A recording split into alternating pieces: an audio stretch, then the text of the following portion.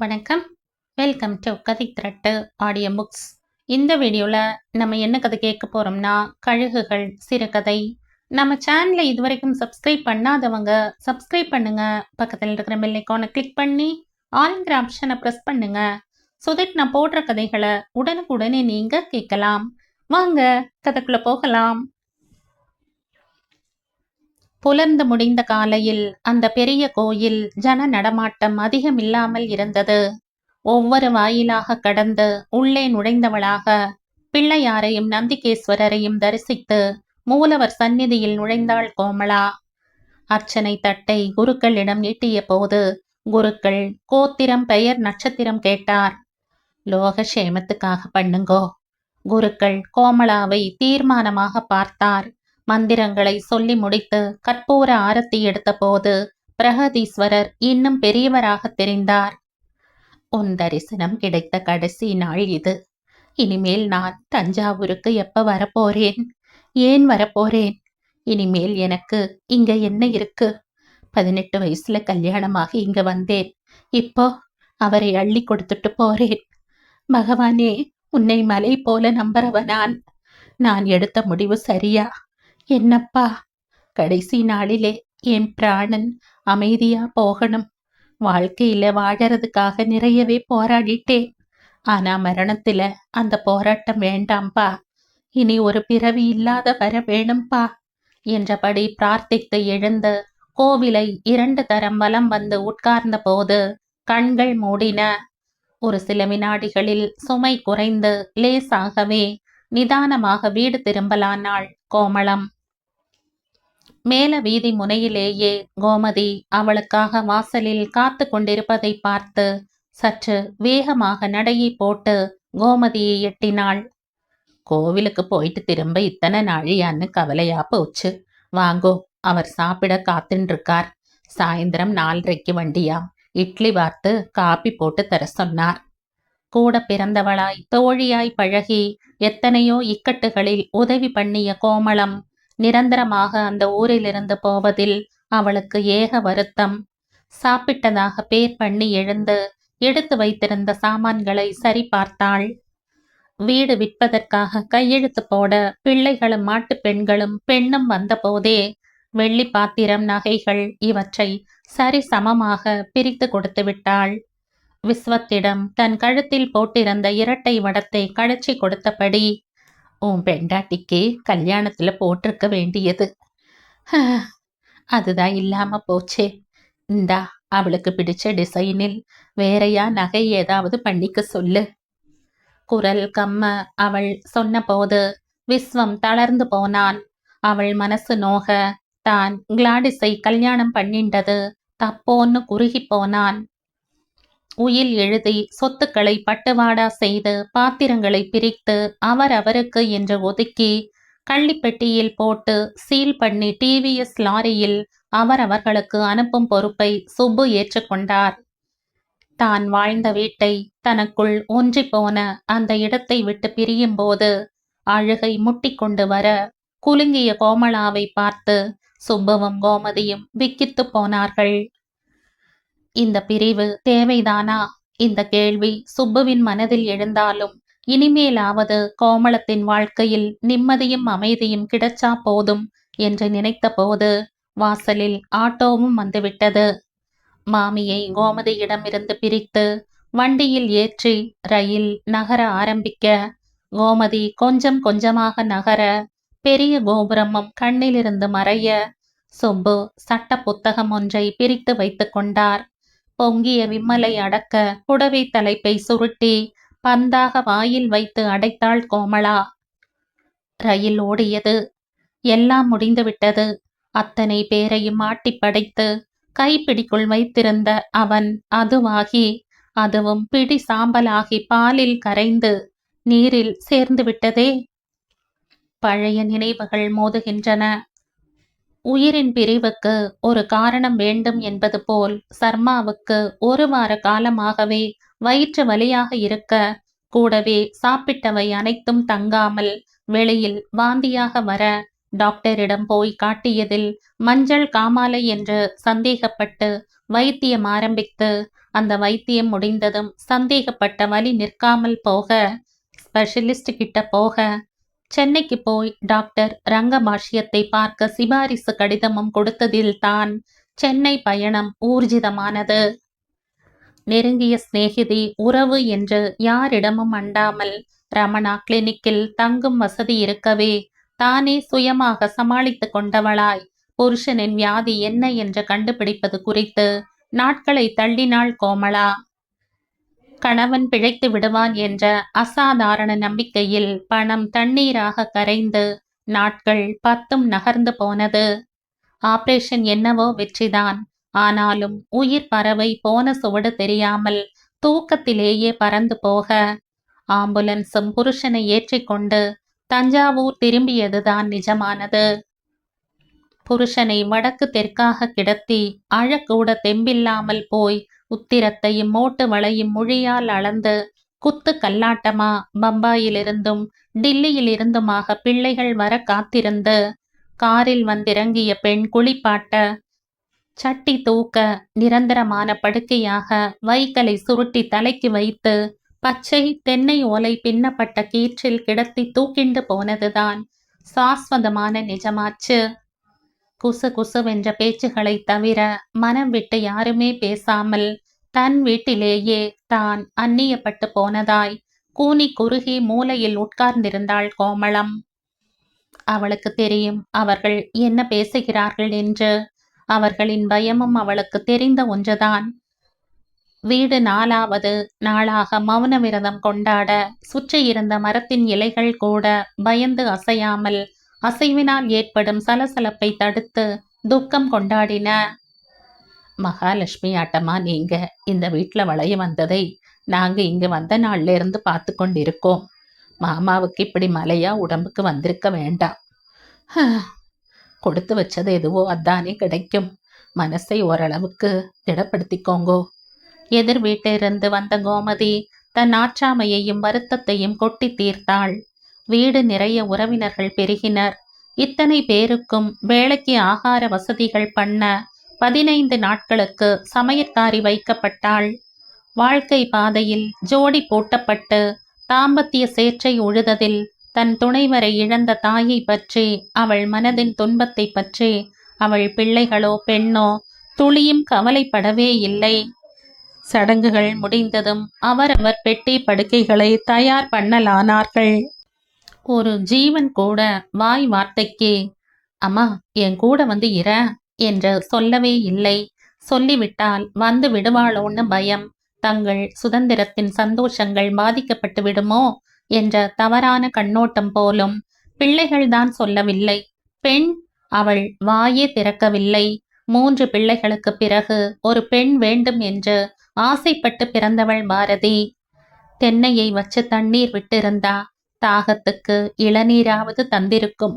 பெண்ணை பெற்றதற்கு கண்ணீர்தான் பரிசாக கிடைத்ததோ? பாரதியை அந்த தாயால் எப்படி மறக்க முடியும்? பட்டு பாவாடை எல்லாம் கட்டிக்காம கிடக்கே, உனக்கு பாவாடை தாவணி எத்தனை அழகா இருக்கு. ஏன் எப்ப பாரு நைட்டியை மாட்டிண்டு அலையிற? என்னால முடியாதுமா, இப்பெல்லாம் சுடிதார் தான் ஃபேஷன். பாரதி சொல்லுமா. நன்னா படிக்க வேண்டாமா? இந்த தடவை மார்க் ரொம்ப குறைஞ்சிருக்கே. படிச்சா போச்சு, சும்மா தோணதொணக்காதம்மா. என்னடி எப்ப பாரு குழந்தை படி படிங்கிற? வாடா கண்ணா. சர்மா கூப்பிட சிட்டாய் பரப்பாள் பாரதி. பட்டப்படிப்பு முடிந்த உடனேயே வங்கியில் நல்ல வேலை கிடைக்கவே முதலில் முகம் சுளித்தாள் பாரதி. வேலைக்கு போக மாட்டேன். ஏண்டி, உலகத்துல எத்தனை பெண்கள் வேலைக்கு போகலை? எனக்கு பிடிக்கல. வேலைக்கு போறது பலம், பணம் 10 செய்யுங்கிறதை உணர்த்துற பெரிய பலம். ஏன் காசு, ஏன் உழைப்பு என்ற சந்தோஷம். போ, வேலைக்கு போ. கொஞ்ச நாள்ல பழகிடும். வேண்டாம்னு நீ நினைச்சா அப்புறம் விடலாம். வேலைக்கு போக ஆரம்பித்தாள் பாரதி.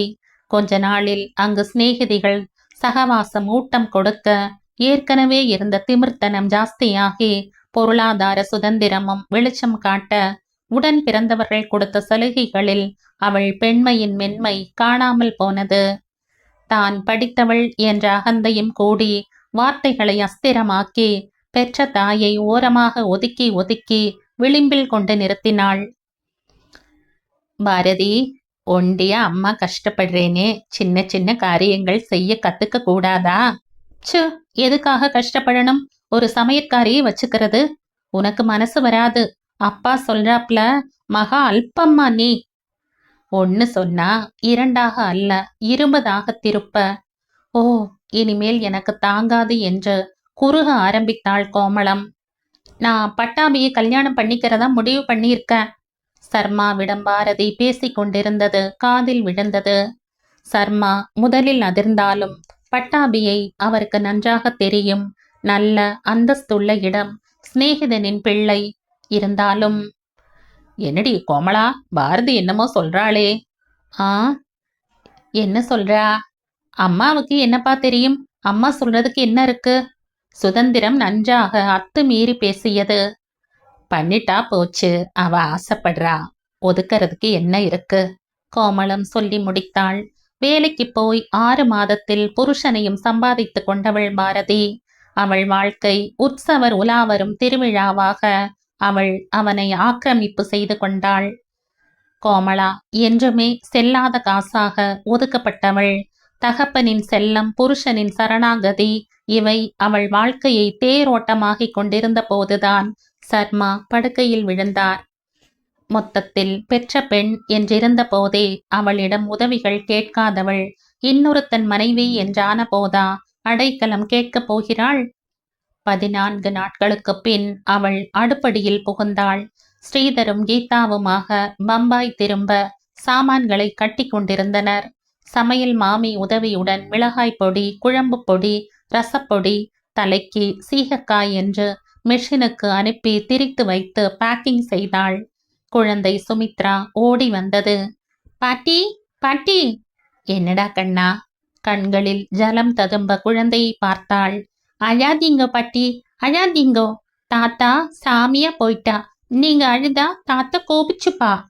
தனக்கு தெரிந்த விதத்தில் குழந்தை ஆறுதல் சொல்ல அதுவரை அமைதியாக இருந்த மனசு இன்னும் கூட பொங்கியது. இந்த ஆறுதல் சொல்லக்கூட யாரும் இல்லாமல் தனியாகி போயிடுவேனோ? பாட்டி, நீங்க என் கூட பம்பைக்கு வரலையா?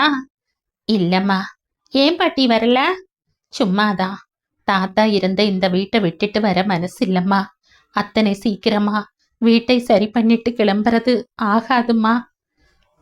என் அம்மா அப்பா கிட்ட என்ன சொன்னா தெரியுமா?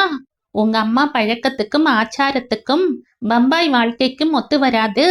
அதான் முத்தாட்டமா ஒரு பொண்ணு இருக்காளே, அவ கொண்டு வச்சுக்கிட்டுமே அப்படிங்கிறா பாட்டி. நீங்க அத்தையோட போக போறேளா? போறேளா? இல்லடா கண்ணா, நான் யாருகிட்டையும் போக போறதில்லை. அப்பொழுதுதான் உள்ளே வந்த விஸ்வத்தின் காதுகளில் கோமளா சொன்னது விழுந்தது. அது எப்படிமா? யாராவது ஒரு திட்டம் போய் இருந்துதானே ஆகணும். யார்கிட்டையும் போய் இருக்க மாட்டேன்னா எப்படி? நாளைக்கு ஊர் உலகம் எங்களை கேவலமா பேசுறதுக்கா நீ இப்படி பிளான் பண்ற? விசு, வார்த்தைகளை வீணா கொட்டாத. எனக்கு எந்த பிளானும் போட தெரியாது. கொஞ்ச நாளைக்கு எங்கேயும் வரலைனேனே தவிர நிரந்தரமா யார்கிட்டையும் போய் இருந்துதான் ஆகணும்னு எனக்கு தெரியும்பா. தரக்குறைவா உங்களை விமர்சிக்கிற பழக்கம் எனக்கு கிடையாது. அப்படி ஏதாவது நீ நினைச்சேன்னா முதல்ல அதை மாத்திக்கோ. விசு முணுமுணுத்து கொண்டே திரும்பினான். அவனுக்கு கவலை இல்லை. நிச்சயம் அவனிடத்தில் அம்மா வந்து தங்க மாட்டாள் என்று தெரியும். டாக்டருக்கு படித்து கொண்டிருந்த விஸ்வத்தின் கடைசி வருட படிப்பு முடியும் நேரம். பெரியவன் ஸ்ரீதருக்கு பம்பாயின் பிரபல கம்பெனி ஒன்றில் எடுத்த எடுப்பிலேயே உயர் அதிகாரியாக பதவி ஏற்க அவன் பெயரின் பின்னால் அணிவகுத்த டிகிரிகள் உதவின. ஆகையால் அவன் பம்பாய்க்கு போயிருந்த சமயம். மா, என்ன விஷு? அதிசயமாக தன்னிடம் பேசும் மகனை ஆச்சரியத்துடன் பார்த்தாள். நான் என்னோட மெடிசன் பண்ற கிளாடிஸை கல்யாணம் பண்ணிக்கலாம்னு முடிவெடுத்திருக்கேன். திடமாக, தீர்க்கமாக, அழுத்தமாக சொன்னான் விசு. வினாடி நேரம் பூகம்பத்தின் அதிர்வில் ஆடி போனாலும் கைக்கு கிடைத்ததை பிடித்து கொண்டு போராடலானாள். ஏன்பா, அப்பா வரட்டுமே, அவர்கிட்டயே சொல்லி அப்புறமா முடிவு பண்ணலாமே. அப்பாட்ட தான் சொல்லணும். இருந்தாலும் நீ எனக்கு துணையா இருப்பேன்னு தான். ஆக உன் செயலுக்கு நான் சாட்சி ஆகணும். வானிலையில் கோர புயலும் சூறாவளி காற்றும் வீச கடல் அலைகள் 5 மீட்டர் உயரத்துக்கும் எழும்பின. மின் இணைப்புகள் துண்டிக்கப்பட்டு வானிலை சாதாரணமாக. விசு தன் திருமணத்தை சாதித்துக் கொண்டான். கோமளா கொஞ்ச நாள் அழுதாள். பின் அதுவும் நின்று சரியாகி போனாள். காலம் கைதேர்ந்த மருத்துவன். அவன் குணப்படுத்தாத ரணமே கிடையாது. ரிஜிஸ்டர் அலுவலகத்தில் கல்யாணம் பண்ணிக்கொண்டு கணவனோடு 8 வருஷமாகிவிட்டது. ஒரு குழந்தை இல்லை. சொத்தில் பங்கு என்று அவன் துணிச்சலுடன் கேட்க வழியில்லாமல் போயிற்று. ராகவன் அவன் கடைசி பிள்ளை. அம்மா செல்லம் என்று கூட சொல்லலாம். ஆனால் அவனையும் அவளிடம் அண்ட விடாமல் செய்திருந்தார் சர்மா. அவனை தம் சகோதரி வீட்டுக்கு அனுப்பி படிக்க வைக்கிறேன் என்று பிரித்தது. அவனின் மொத்த முன்னேற்றத்திற்கான ஆளுமையை தம்மிடம் வைத்து கொண்டார் சர்மா. இடையே ஸ்ரீதரின் படிப்புக்கும் அழகுக்கும் மயங்கிய அவன் வேலை செய்யும் கம்பெனியின் டைரக்டர் தன் பெண் கீதாவை ஸ்ரீதருக்கு திருமணம் செய்து கொடுக்கும் முயற்சியில் ஈடுபட கீதா கோமளாவின் மாட்டுப்பெண் ஆனாள். மிக பெரிய இடத்திலிருந்து வந்த பெண் என்பதால் ஆரம்பத்திலிருந்தே கோமளாவிற்கு மாட்டுப்பெண்ணிடம் பயம். ஸ்ரீதரும் வெட்டு 1 துண்டு 2 பேசுபவன். தன்னோட இடம் என்ன என்பது புரிந்து கொண்டவள் கோமளா. கடைசி பிள்ளை ராகவனுக்கும் நாத்தனார் பெண் விஜய்க்கும் என்று பகவான் போட்ட முடிச்சும் ஊர்ஜிதமாகி நடந்த போது விலகி இருப்பதே தேவலை என்பது கோமளத்தின் மனசுல தீர்க்கமாக விழ, இந்த வாழ்க்கை வெறும் தொழில், இதுல வெற்றி எது தோல்வி எது என்று நிர்ணயிக்க இதுல எந்த போட்டியும் இல்லை, கொடுக்கப்பட்ட இந்த வேலையை முடிச்சுட்டு போறதுதான் இலக்கு என்று மௌனமானாள் கோமளா. முள்ளோட சாம்பல் குத்தவா போறது? பறவைகள் பறந்து போக முட்டையிட்டு கொஞ்சி பேசி குஞ்சு பொறித்த கூட்டில் தனியாகி போனது அந்த தாய் பறவை. மாமி, என்ன கோமதி, பாரதியாவது இருக்க சொல்லக்கூடாதா? இப்படி ஒண்டியா தனியா இத்தனாம் பெரிய வீட்டுல எப்படி இருக்க போறேள்? தனியா தானே வந்தோம் கோமதி. ஏன் மாமி என்னவோ மாதிரி பேசுறேள்? நாங்கள்லாம் இல்லையா? பேசுவதற்குன்னு தனியா என்ன இருக்கு? கல்யாணம்னு பண்ணி கொடுத்த பிறகு பெத்த பெண்களிடமிருந்து என்னத்தை எதிர்பார்க்க முடியும்? அவள் குடும்பம் அவளுக்கு, அவளுக்கும் கையில ஒரு பொண்ணு பிள்ளைன்னு ஆயிடுத்தோ. மாப்பிள்ளைக்கு டிரான்ஸ்ஃபர் ஆயிடுத்தோ. எப்பவாவது வந்தா வாங்கணும். வயிறு நிறைய சமைத்து போட்டு போறப்ப கை நிறைய கொடுத்து அனுப்புவதற்குத்தான் அம்மா வேணும். மாமி, எங்க வீட்டுல அவர் உங்கள்கிட்ட பேசணும்னார். ஸ்ரீதர் சொத்துக்கள் பிரிக்கிறதை பத்தி பேசிட்டு போயிருக்கான். 6 மாசம் கழிச்சு அவன் வர்றதுக்குள்ள பாக பிரிவினைக்கு தயார் பண்ணணும்னு சொன்னானாம். ராகவன் கூட விஸ்வம் ஒன்னும் கேட்கலைன்னா கூட அவனுக்கும் ஒரு பங்கு கொடுக்கணும்னு சொன்னதாக சொன்னார். சொத்துக்களை பிரிக்கிறது தானே, பிரிச்சுட்டா போச்சு. நாளைக்கு நாள் நன்னா இருக்கு. அவரை வர சொல்லு கோமதி, உயில் எழுதி போடலாம். நாளை ஒரு நாளைக்கு கோர்ட்டுக்கு போக வேண்டாம்னு நான் கேட்டுண்டதா சொல்லு. கோமதி, நாளைக்கு நீங்க 2 பேரும் இங்கேயே சாப்பிட்டுடலாம். மறுநாள் காலை அட்வொகேட் ராமசுப்பிரமணியம் வர முதல்ல எதுவும் பேசாமல் 2 பேருக்கும் சாப்பாடு போட்டாள். அப்புறம் சாப்பிடுறேன் என்ற கோமதியையும் சேர்த்து உட்கார வைத்து பார்த்து பார்த்து பரிமாறி உபசரித்தாள் கோமளம். வெற்றிலை பாக்கும் சுண்ணாம்பும் எடுத்து வைத்து போட்டுக்கொள்ள சொன்னாள். பெரிய தட்டு நிறைய ஒரு கவளி வெற்றிலை பாக்கு, 1/2 கிலோ மஞ்சள், 2 சீப்பு மலை வாழைப்பழங்கள், மட்டை தேங்காய் 2, கோபுரமார்க் குங்குமம், ஐயங்கடையில் வாங்கிய 1 டஜன் சிவப்பு வளையல்கள், கூடவே முதல் நாள் 1 மணி நேரம் கலைத்து பொறுக்கி எடுத்த மாந்தளிர் பச்சையில் சிவப்பு கரை போட்டு முன்பு பாரதி வேண்டாம் என்று ஒதுக்கிய மாதிரி அன்னங்கள், கரையில் அணிவகுத்த பட்டு புடவை, சாதாரணமா சிம்பிளா அதிக ஜரிகை இல்லாமல் பண்டிகை பருவத்துக்கு கட்டிக்க 9 கஜம் புடவை நல்ல நிறத்தில், அதற்கு பொருத்தமா ரவிக்கை, ராமசுப்புவுக்கு வேட்டி அங்கவஸ்திரம் சட்டை துணி, அத்தனையையும் வைத்து தூக்க முடியாமல் தூக்கி அவர்களிடம் நீட்டிய போது, எடுத்துக்கோ கோமதி, சுப்பு, நீங்க என் தம்பி மாதிரி. எடுத்துக்கணும். என் கடைசி ஆசை இது. தயவு செய்து மறுக்க கூடாது. கண்களில் நீர் கரை கட்ட தொண்டை கமர கோமளம் சொல்ல பவ்யமாக வாங்கி கொண்டவர்கள் அவளை நமஸ்கரித்தனர். வாழ்த்துவதற்கு வார்த்தைகள் இன்றி சொற்கள் தொண்டையிலே சிக்க யதார்த்தத்துக்கு அவர்கள் வந்தபோது மனசு வெளிச்சமாக இருந்தது. இருட்டெல்லாம் விலகி பாதை தெளிவாக தெரியலாயிற்று. கூட பிறந்தவளாட்டமா உங்கள்கிட்ட சொல்றேன். ஆளுக்கு ஆள் சொத்தை பிரிச்சுக்க பார்க்கிறாளே தவிர யாராவது அம்மா நீ என்னோட வந்துடுமான்னு சொன்னாளா? எனக்கு வேண்டாம் இந்த உறவு. அதன் உரசலில் ஏற்பட்ட காயம்னு நான் ரொம்ப ரணமா போயிட்டேன். எனக்கு ஒரு உதவி செய்வேளா சுப்பு? கோமளம் விக்கி விக்கி அழுதவளாய் அத்தனையும் சொல்லி முடிக்க, சொல்லுங்கோ, கட்டாயமா செய்யறேன். சுப்பு, எனக்கு உங்களை நன்னா தெரியும். கோமதியை தவிர என்னை புரிஞ்சுண்டவா யாரும் இல்லை. இந்த வீட்டை நீங்களே எடுத்துக்கோங்கோ. கோமதி கூட சொல்லிட்டு இருந்தா உங்க வீட்டுக்காரர் உங்களை காலி பண்ண சொன்னார்னு, வீட்டை இடிச்சு கட்ட போறாருன்னு சொன்னா. மொத்த வீடும் வேணும்னா எடுத்துக்கோங்கோ. இல்லேனா இதோட விலை விவரம்னு உங்களுக்கு தெரியும். 2 கட்டு வீடு இது. மேல வீதியில ஒரு வாசலும் அலங்கத்துல இன்னொரு வாசலுமா இருக்கு. பாதி வீட்டை எடுத்துக்கோங்கோ, பாதியை வேறு யாருக்காவது கொடுத்துடலாம். நிலத்தை பிரிச்சு எழுதிடுங்கோ. பின்னால பயிர் செய்யறது செய்யாதது அவாவா விருப்பம். என்கிட்ட கொஞ்சம் பணம் இருக்கு. மொத்தமா 5ஆய் பிரியுங்கோ. என் பிள்ளைகள் நினைக்கலாம் அம்மாவுக்கு எதுக்கு காசும் பணமும்னு. எனக்கும் வயிறு இருக்கு, அதுல பசி இருக்கு. முதுமைன்னு ஒண்ணு இருக்கு, கூடவே நோயின்னு அதை பிடிக்க காத்துண்டும் இருக்கு. என் காலத்துக்கு பிறகு என் பணம் காசு இதையெல்லாம் முதியோர் இல்லத்துக்கு போயிடட்டும். என்னை பத்திரமா மெட்ராஸ்ல நீங்க கமிட்டி மெம்பரா இருக்கிற சங்கரர் மடத்து முதியோர் விடுதியில பத்திரமா சேர்க்க வேண்டியது உங்க பொறுப்பு. நான் கிளம்புறது அங்க சேர்றது யாருக்கும் தெரிய வேண்டாம். பாட்டி பாட்டி, மெட்ராஸ் எப்ப வரும் பாட்டி? வண்டி கிளம்பி சில மணி நேரங்களிலேயே எதிர் சீட்டில் இருந்த குடும்பத்தினரை அந்த சிறுவன் துணப்பிக் கொண்டிருந்தான். அப்பா சொல்லுங்கப்பா, எப்ப இறங்கணும்பா? சட்டென்று குலுங்கி நின்ற வண்டியின் உலுக்கலில் நினைவுக்கு மீண்டாள் கோமளம். எடுத்து வந்திருந்த இட்லியை பிரித்து சாப்பிட வைத்து சூடான காஃபியை குடிக்க வைத்தார் சுப்பு.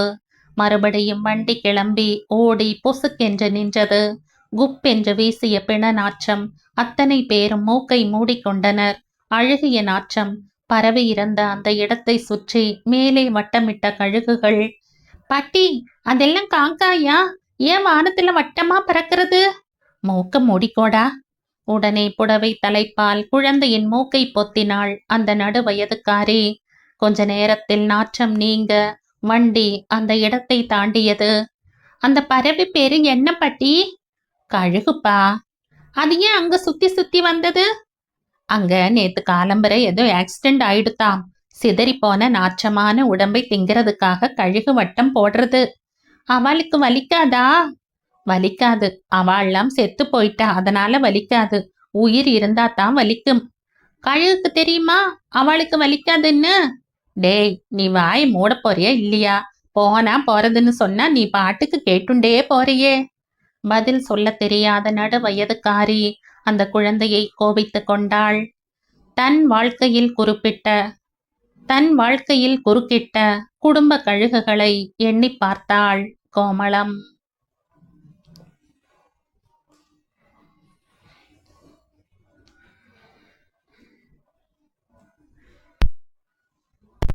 இதோடு இந்த கதை முடியுது. இந்த கதை உங்களுக்கு பிடிச்சிருந்தா லைக் பண்ணுங்க, ஷேர் பண்ணுங்க, சப்ஸ்கிரைப் பண்ணுங்க. மற்றும் ஒரு இன்ட்ரெஸ்டிங்கான கதையோட அடுத்த வீடியோல சந்திப்போம். பை. தேங்க்யூ.